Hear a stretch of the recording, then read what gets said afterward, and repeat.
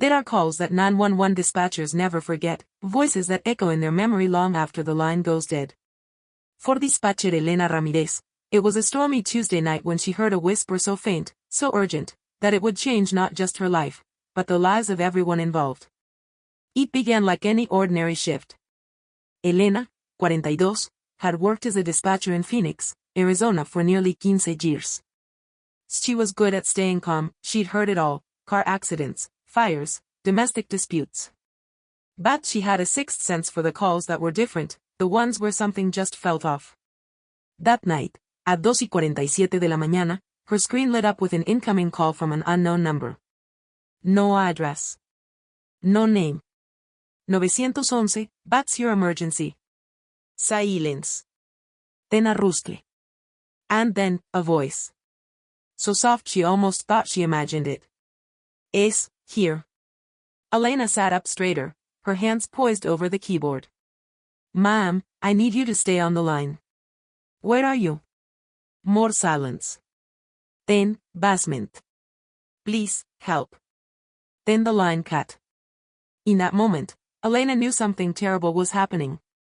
She flagged the number, pinged the tower it last contacted, somewhere near Mesa, but that only narrowed it down to several square miles. No name, no street, just a whisper in the dark. Protocol said to let it go unless the call repeated. But Elena couldn't. Something about that voice, broken, trembling, clung to her heart. I'm not letting this one go, she told her supervisor. For the next few hours, Elena reviewed every open missing person case from that week. That's when she found it. Rebecca Sloan, 28, reported missing by her coworker 2 days earlier. Her car had been found abandoned off a service road near Mesa. No clues, no suspects. But something clicked. Elena pulled up Rebecca's driver's license photo. The age matched. The fear in her voice matched. It had to be her.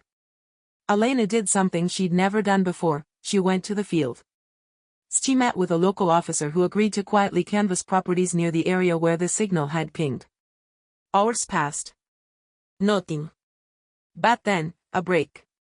An abandoned property about 5 miles out of town, owned by a man with a record of assault. The house had a locked basement.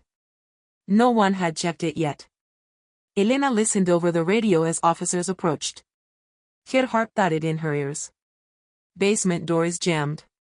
We're forcing it open. Silence.